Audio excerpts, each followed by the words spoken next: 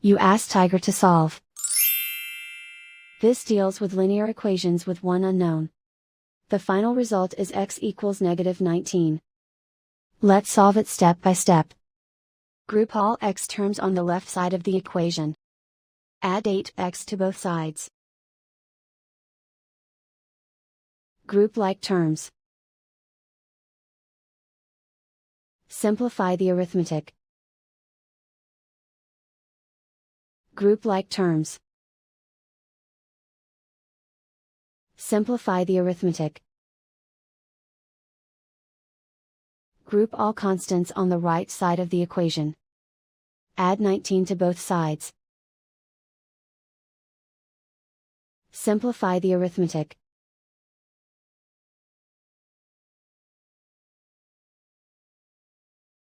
Isolate the x.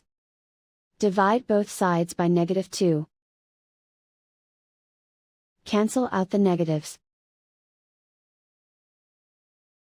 Simplify the fraction. Move the negative sign from the denominator to the numerator. Find the greatest common factor of the numerator and denominator. Factor out and cancel the greatest common factor. And so the final result is x equals -19.